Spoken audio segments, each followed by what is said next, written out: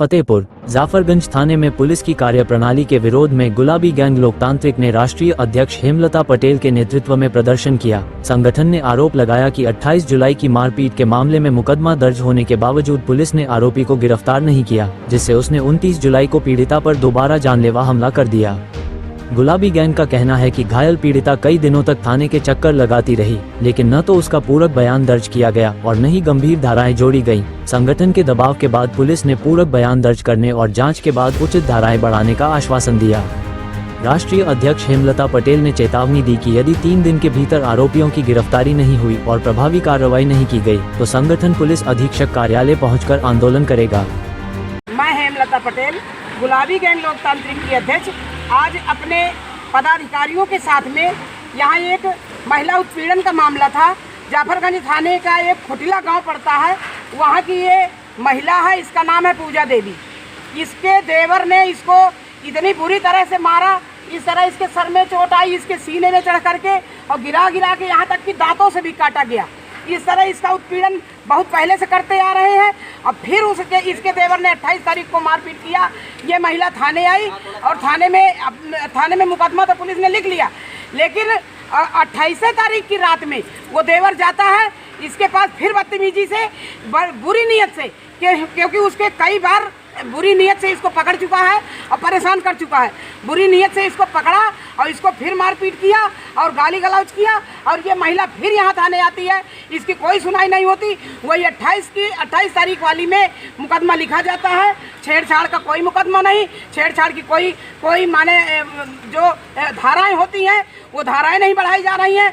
74, 75 धारा लगती है और जो इसके सर में चोट लगी है उसका 115, 117 होता है। ये कुछ भी उसमें मुकदमे में नहीं है। इसकी धाराएं बढ़ाई जाएं और जब तक इस बेटी को न्याय नहीं मिलता तब तक हम चुप रहने वाले नहीं हैं। यहाँ पुलिस अपनी पीठ थपथपा रही है। यहाँ पुलिस का रवैया बहुत खराब है, बहुत गंदा है। हम आज आकर के यहाँ देखे हैं कि किस तरह महिलाओं को उत्पीड़न होते हुए पुलिस देखती है। 4 दिन वहाँ पर पुलिस नहीं गई कि क्या हो रहा है, और खुले आम आरोपी घूम रहा है, सांड की तरह घूम रहा है और मारने की धमकी भी देता है। अगर उस दिन बाहर वाले लोग बचा नहीं लेते तो इसको जान से मार डालता। जब जान से मार डालता है पुलिस पंचनामा करके भेज देती है, बस फिर बाद में कुछ नहीं होता है। मानिया जी, इनकी लड़ाई का मेन कारण क्या है? मेन कारण लड़ाई का ये है कि ये महिला जा रही थी भैंस लेकर के, उसकी गाड़ी खड़ी थी।